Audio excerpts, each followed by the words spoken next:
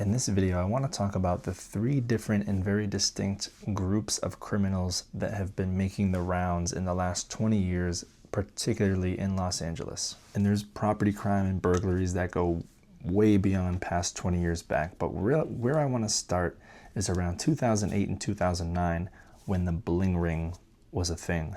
Now, if you haven't heard of the Bling Ring, it's a whole entire story. There's even a movie made about it.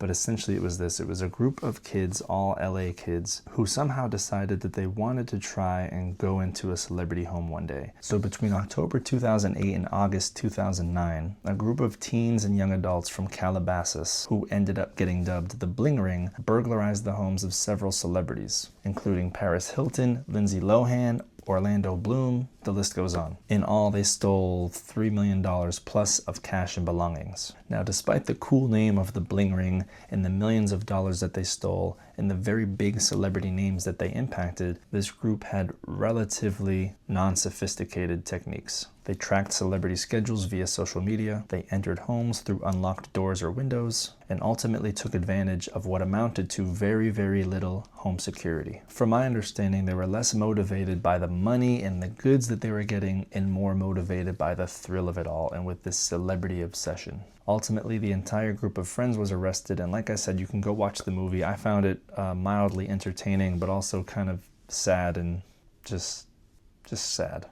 So that was 2008 to 2009. And then we saw a few-year period where property crime like burglaries and break-ins actually dipped a little bit. But then it looks like around 2015, 2016, that trend started going back up. And that's mostly because of the two other groups that I'm about to discuss next. And they sort of started operating at the same time. And those two groups are knock-knock burglars and crime tourists, also known as South American theft groups. I recently made a separate video about crime tourism and the rise of South American theft groups, so if you want a deeper dive into those groups, go check that video out. So even though these two groups were maybe operating at the same time in 2015, first I want to talk about these knock-knock burglars. Basically what happened was around this time, gangs in South LA sort of got the idea, maybe because of the Bling Ring, maybe because of something else. Why don't we, instead of committing crimes in our own neighborhood, and it's, I guess, it's limited what we can do here, why don't we drive into nice neighborhoods and go burglarize the nice homes?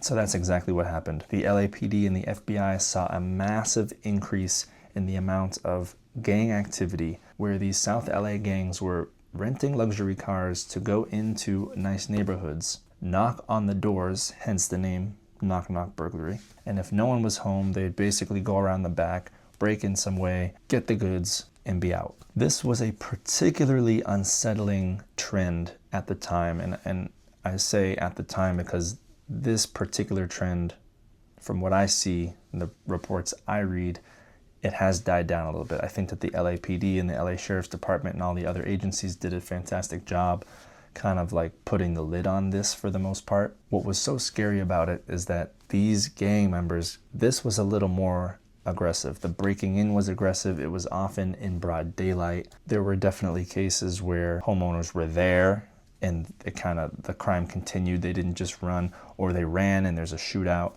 Yeah, I'm just reading a story right now. It says 1 dead after attempted robbery at multi-million-dollar Hollywood Hills home. 3 men, all in their 20s, tried to rob 3 others in the 1400 block of Blue Jay Way. This is a neighborhood in LA also known as the Bird Streets. Now look, I can't say with certainty that that was a knock-knock burglary attempt because I think that these South LA gangs sort of had 2 MOs, one of which was this knock-knock burglary, but then there was also just even more blatant robbery with deadly weapons. You might also remember that Pop Smoke was killed in the Hollywood Hills during a break-in, and that might have been a burglary gone wrong. It might have been a hit that was specifically meant for him. And again, I can't necessarily say that better home security would have prevented that or prevented this, but I like to think it would have at least been a better deterrent. There was also the case a few years ago in 2021 when Jacqueline Avant, the wife of music executive Clarence Avant, was killed in a Beverly Hills home invasion. Because these criminals were just local in the city, literally in the jurisdiction of the LAPD, the crime happened in LA and then the criminals are in LA and they stay in LA. They're not trying to go over state lines, let alone international. That allows the police to conduct a thorough investigation,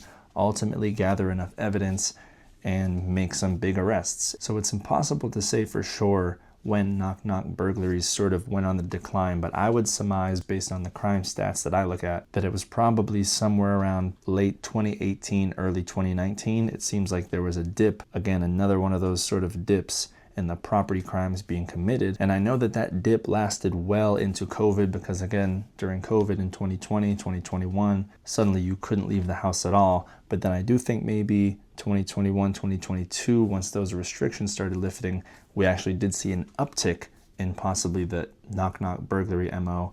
But for the most part, it's kind of remained pretty low since those peak years in 2015, 2016, 2018, 2019. And that brings me to this third wave of criminal organizations, the tourism burglars. Yes, also known as the South American crime rings or South American theft groups, SATGs. And so one thing I mentioned in that other deeper dive about South American theft groups is that you do see the term crime tourism and South American theft group come into police documents and records and articles and official reports as early as, I think, 2015, 2016. So there's evidence to suggest that those groups were operating here. But in any case, here's where we are now in 2025. There is no more bling ring. These knock-knock burglars have mostly stopped knocking. And the threat we face today in Los Angeles and countrywide is from these South American theft groups. And I would theorize that these South American theft groups were largely actually inspired by the bling ring. When you see enough headlines, like during when the bling ring was happening and it was these celebrity break-ins, millions of dollars, and then when you finally see who perpetrated that and it turns out that it's kind of these stupid teenagers, I think it's easy to be an international criminal organization to see that and say, hey, why are we doing all this crime here in our country, very limited opportunities? Why don't we just fly in to America and do what these stupid kids did, but just do it a lot more serious? And so that's exactly where we are today. They are extremely organized, highly sophisticated. I said this in the last video. They are not your stereotypical crackhead burglar smashing a window. They've been caught with Wi-Fi and cellular jamming devices. They've been known to knock out the power to homes for their break-ins. And really, they're not in it for the thrill of the celebrity obsession. They are in it for the money. And not only are they more sophisticated, but because they're multinational and possibly not even here on any sort of visa, right? Here on a visa waiver, there's almost no way for the LAPD to build a successful investigation against these individuals. In some cases, by the time the crime has even been discovered,